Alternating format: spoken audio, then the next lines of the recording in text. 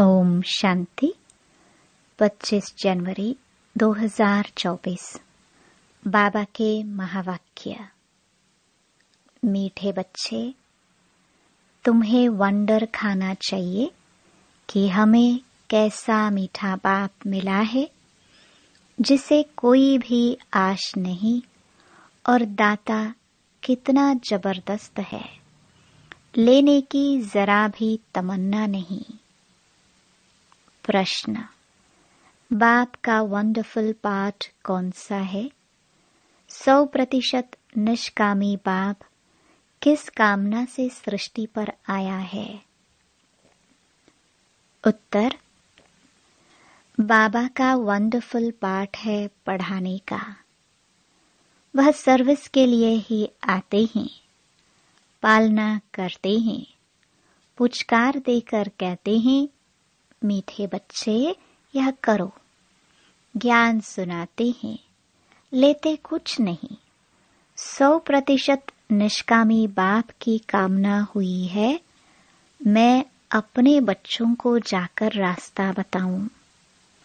सृष्टि के आदि मध्य अंत का समाचार सुनाऊं। बच्चे गुणवान बने। बाप की यही कामना है। ओम शांति। मीठे मीठे रूहानी बच्चों को रूहानी बाप ऐसा मिला हुआ है जो कुछ लेता नहीं, कुछ खाता नहीं, कुछ पीता नहीं, तो उनको कोई आश व उम्मीद नहीं है। और मनुष्यों को कोई ना कोई आश जरूर होती है। धनवान बने, फलाना बने, इनको कोई आश नहीं। वह अभोक्ता है। तुमने सुना था, एक साधु कहता है, मैं कुछ खाता पीता नहीं। यह तो जैसे कॉपी करते हैं। सारे विश्व में एक ही बाप है जो कुछ लेता करता नहीं। तो बच्चों को ख्याल करना चाहिए कि हम किसके बच्चे हैं। बाप कैसे आकर इनमें प्रवेश करते हैं। खुद की कोई तमन्ना नहीं, खुद तो गुप्त है। उनकी जीवन कहानी को तुम बच्चे ही जानते हो। तुम्हारे में भी थोड़े हैं जो पूरी रीति समझते हैं। दिल में आना चाहिए कि हमको ऐसा बाप मिला है जो न कुछ खाता, न पीता, न लेता। कुछ भी उनको दरकार नहीं। ऐसा तो कोई हो नहीं सकता। एक ही निराकार ऊंच ते ऊंच भगवान ही गाया हुआ है। उनको ही सब याद करते हैं।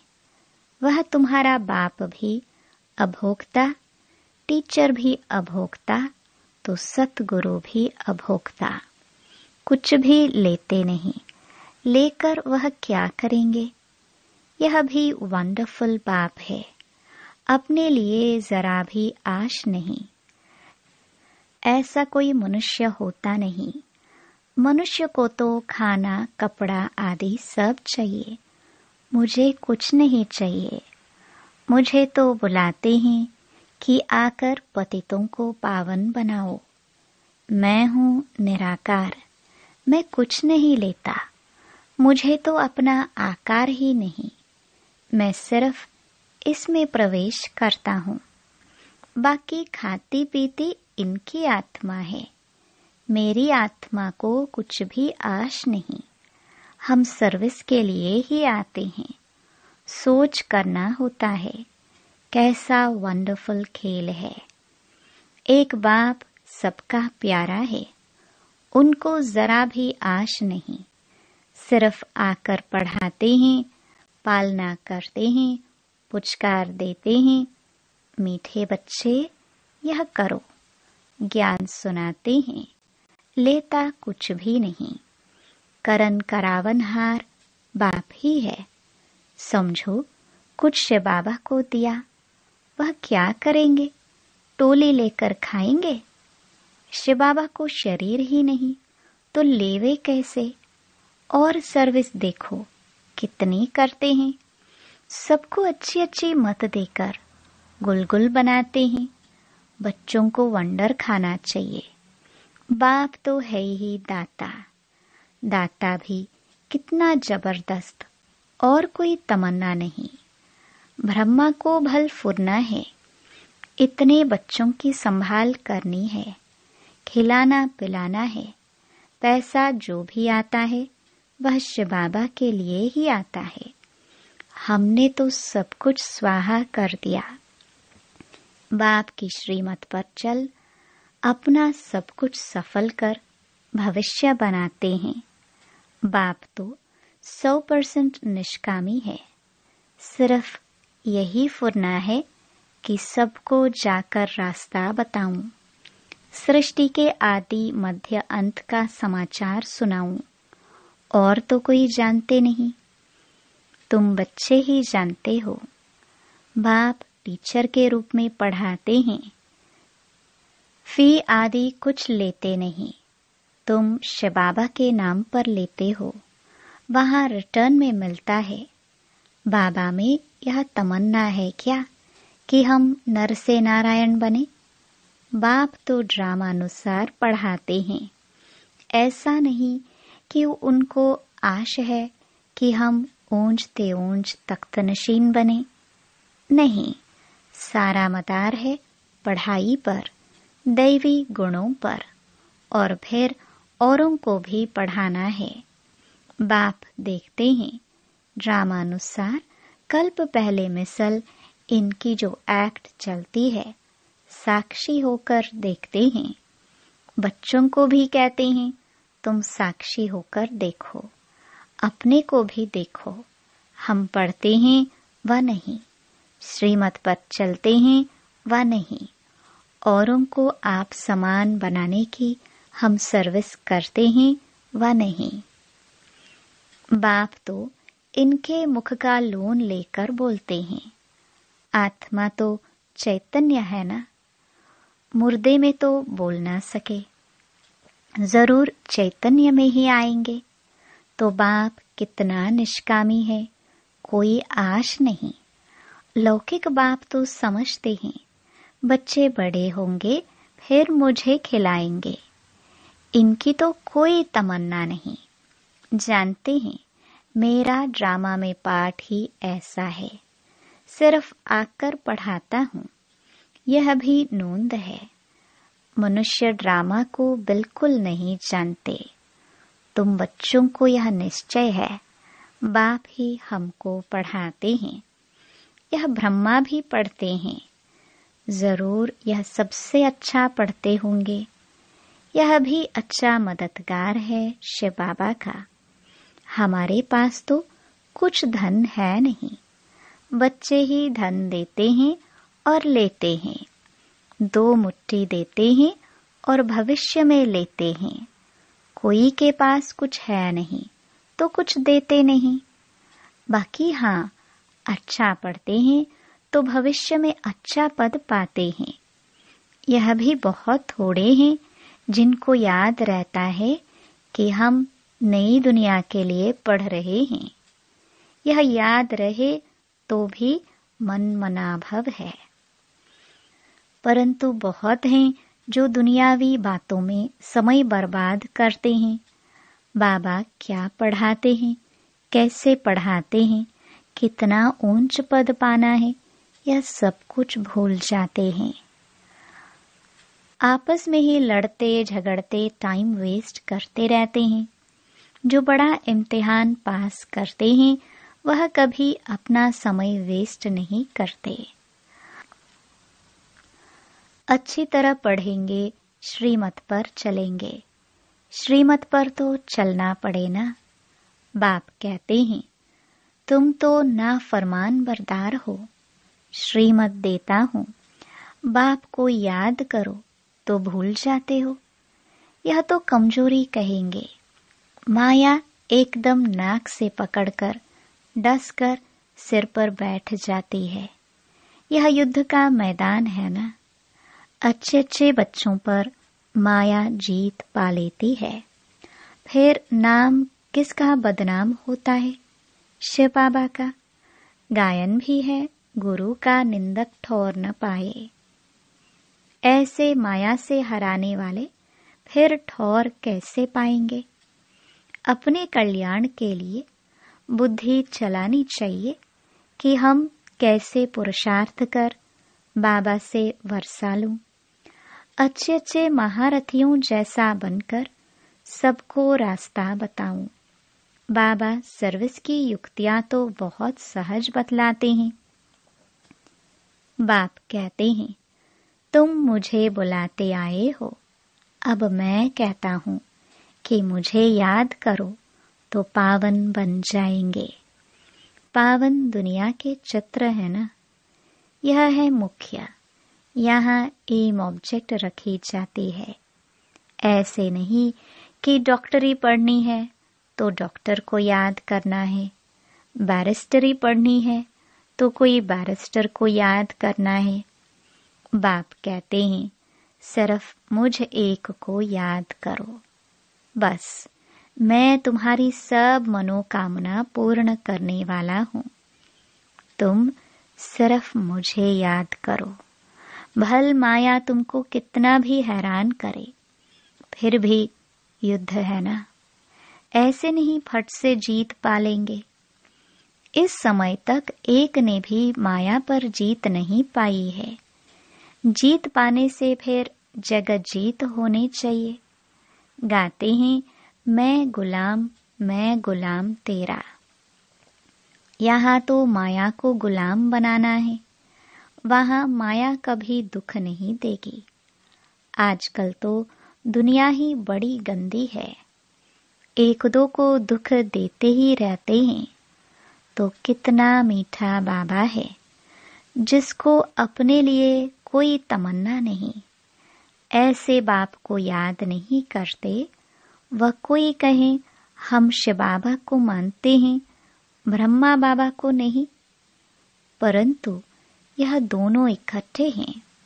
बिगर दलाल सौदा हो न सके। बाबा का रथ है, इनका नाम ही है भाग्यशाली रथ। यह भी जानते हो, सबसे नंबर 1 ऊंचा है यह। क्लास में मॉनिटर का भी मान होता है, रिगार्ड रखते हैं। नंबर 1 सिखिलदा बच्चा तो ये है ना।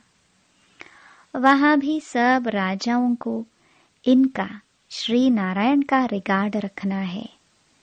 यह जब समझे तब रिगार्ड रखने का अकल आए।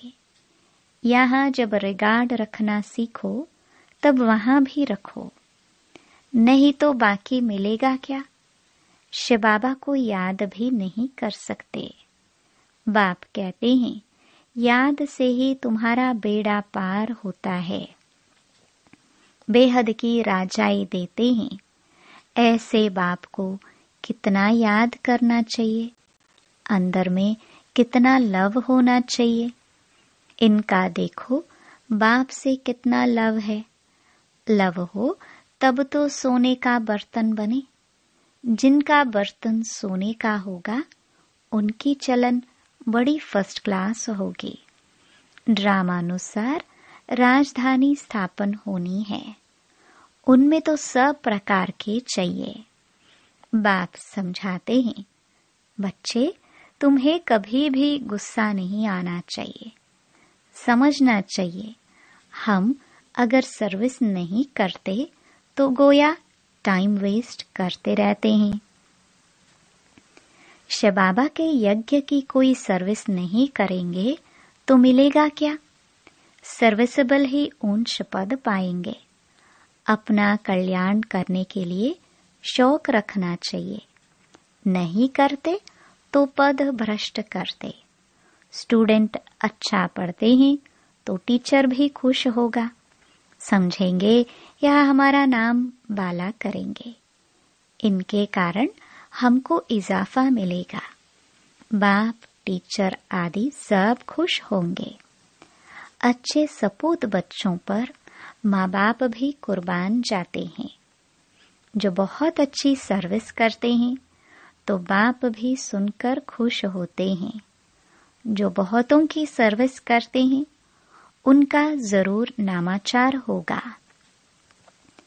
ऊंच पद भी वही पा सकेंगे। रात दिन उनको सर्विस का ही होना रहता है। खान पान की परवाह नहीं रखते। समझाते समझाते गला घुट जाता है। ऐसे सिखिलदे सर्विसेबल बच्चों को ही ऊंच पद पाना है। यह तो 21 जन्मों की बात है, सो भी कल्प कल्पांतर के लिए। जब रिजल्ट निकलेगी तब समझेंगे किसने सर्विस की, कितनों को रास्ता बताया। कैरेक्टर्स को भी सुधारना जरूरी है। महारथी, घोड़े सवार, प्यादे नाम तो है ना। सर्विस नहीं करते तो समझना चाहिए हम प्यादे हैं। ऐसा कोई न समझे कि हमने धन से मदद की है, इसलिए हमारा पद ऊंचा होगा। यह बिल्कुल भूल है। सारा मदार सर्विस और पढ़ाई पर है। बाप तो बहुत अच्छी रीति समझाते रहते हैं कि बच्चे पढ़कर ऊंच पद पाए। कल्प कल्प का अपने को घाटा ना डाले। बाबा देखते हैं यह अपने को घाटा डाल रहे हैं, इनको पता नहीं पड़ता। इसमें ही खुश हो जाते हैं कि हमने पैसे दिए हैं, इसलिए माला के नजदीक आएंगे। परंतु भल पैसा दिया, लेकिन नॉलेज नहीं धारण की, योग में नहीं रहे, तो वह क्या काम के। अगर रहम नहीं करते तो बाकी बाप को क्या फॉलो करते हैं। बाप तो आए ही हैं बच्चों को गुलगुल बनाने। जो बहुतों को गुलगुल बनाएंगे उन पर बाप भी बलिहार जाएंगे। स्थूल सर्विस भी बहुत है। जैसे भंडारी की बाबा बहुत महिमा करते हैं, उनको बहुतों की आशीर्वाद मिलती है। जो जितनी सर्विस करते हैं वह अपना ही कल्याण करते हैं। अपनी हड्डियां सर्विस में देते हैं, अपनी ही कमाई करते हैं। बहुत हड्डी प्यार से सर्विस करते हैं। जो खिटपिट करते हैं वह अपनी ही तकदीर खराब करते हैं।